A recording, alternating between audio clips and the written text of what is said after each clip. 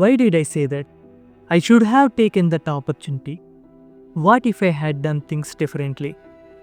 Are you also recalling your decisions over and over again? Welcome to the regret trap, the mental prison we all find ourselves at some point. But do you ever think why we regret? What's happening in our brain that makes us to think over the past? Let me tell you, regret is actually a survival mechanism. It's your brain trying to protect you from making the same mistake again. But instead of helping, it often traps us in a loop of what ifs. When we regret something, our orbitofrontal cortex lights up. It is the same part of brain responsible for evaluating risk and reward. It's like a mental scoreboard constantly keeping track of what we could have done better. But here is the problem.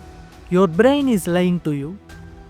The past looks clearer only because you now have information you don't have back then. It is called as hindsight bias, a tendency which makes past decisions look stupid. But in the moment, you are doing the best with what you had. So, why do we punish ourselves for something we had no way of changing? Let's break down how regret works and how to use it to our advantage, and most importantly, how to make decisions we won't regret. But before we dive in, think about this. What's one decision from your past that you keep replaying? Hold on to that thought. By the end of this video, you will have a new way of looking at it.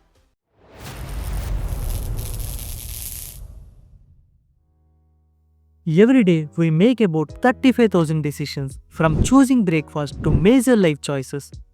But did you know that most of these decisions are irrational? Take the famous paradox of choice study by psychologist Barry Schwartz. He found that when people are given too many options, they freeze. Did you ever spend 30 minutes scrolling Netflix only to watch nothing? That's a classic case of choice overload. Life is the same way. We are afraid of making the wrong choice, so we either overthink or avoid deciding at all. Although at the end we make a choice, we later regret it because we keep thinking, what if the other option was better? Let me tell you, people who commit to their decisions are actually happier than those who keep comparing. When people eliminate backup plans, they feel more satisfied with their choices. So burn the mental bridges behind you, and your brain will stop questioning your decision. It's not just about options. Our decisions are also influenced by our emotions, past experiences, and subconscious biases. Do you ever made a decision purely because it felt right in the moment, only to regret it later? That's because amygdala, the emotional part of your brain, hijacking your logic. So, how can we make regret-proof decisions? Here is the trick. When faced with a big decision, ask yourself 3 questions. How will I feel about this in 10 minutes? How will I feel in 10 months? How will I feel in 10 years? This trick forces you to zoom out. Most of the time, the things we are worried over won't even matter in a year. So, why do you let it control your peace today? Another trick is pre-mortem thinking. Instead of asking what's the best that can happen, ask yourself what's the worst case scenario.